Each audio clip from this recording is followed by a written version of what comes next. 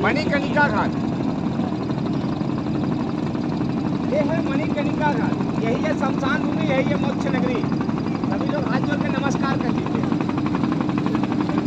ये सबसे मेन घाट माना जाता है, काशी का सबसे महत्वपूर्ण घाट माना जाता है और इंडिया के नहीं पूरे वर्ल्ड का सबसे बड़ा शमशान भूमि है मणिकर्णिका घाट काशी का।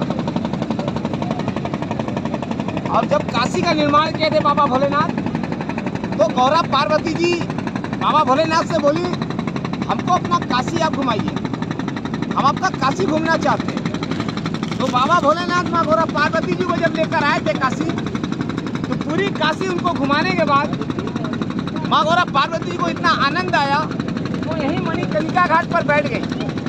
बैठने के बाद उन्होंने सबसे पहला नाम रखा था आनंद वन। हमारे काशी बनारस का सबसे पहला नाम है आनंद वन, जो गौरा पार्वती जी ने रखा था, आनंद वन। जब ये नाम रखने के बाद सुबह हुआ तो माँ बोली हमको स्नान करना है। तो उस समय माँ गंगा माँ नहीं थी। जिनके गोद में आप लोग बैठे, ये गंगा जमुना सरस्वती तीनों बहनों का गोद है। ये इलाहाबाद संगम होके जलाता है। उन्हीं जो गोद में आप लोग बैठे, ये गंगा माँ उस समय नहीं थी। तो विष्णु जी ने अपने चक्र से एक विष्णु कुंड बनाया, जो कुंड आपको हम दिखाएंगे। उसी कुंड में बाबा भोलेनाथ माँ गौरा पार्वती जी स्नान किए 12 बजे दिन में। स्नान करते समय बाबा का मस्तक कमरी और माँ के कान का कुंडल उसमें गिर गया। जब गिर गया तो बाबा ढूंढने लगे। बाबा को ढूंढते देख के गौरा पार्वती जी भी ढूंढने लगी। लेकिन जब गौरा पार्वती जी ढूंढने लगी तो बाबा थोड़ा क्रोधित होने लगे। जब वो क्रोधित होने लगे, उनके क्रोधित को देखकर 333 करोड़ देवी देवता काशी में प्रवेश किए मणि और कणिका ढूंढने के लिए। उन लोग भी ढूंढने लगे, लेकिन किसी के हाथ नहीं लगा।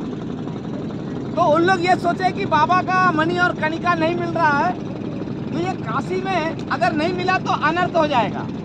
तो उन लोग डर गए। डरने के बाद उन लोग अपना अपना स्थान ग्रहण कर लिए, बाबा के नजर से हट गए।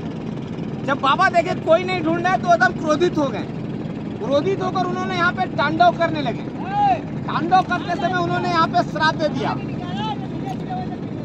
उन्होंने यहाँ पे श्राप दे दिया कि जैसे मैं और मेरी पत्नी कान के कुंडल मणि के लिए जल रहा हूँ, वैसे यहाँ की धरती 24 घंटा जलेगी। तब से आज तक कभी आग यहाँ पे ठंडी नहीं हुई। 24 आवर बॉडी जलता है यहाँ पे रातों दिन। अगर जिस दिन यहाँ ठंडी हो जाएगी, उस दिन कहा जाता है परले हो जाएगा, क्योंकि बाबा भोलेनाथ का मेन घाट है।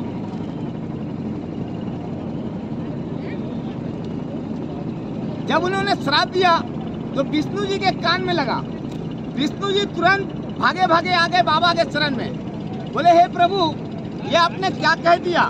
ये आपकी नगरी है काशी, जहाँ आपका जय जयकार होगा, आपका पूजा पाठ होगा। आपके लिए लोग आएंगे काशी में। अगर यहाँ की धरती जलती रहेगी तो लोग कैसे आएंगे, कैसे पूजा पाठ करेंगे?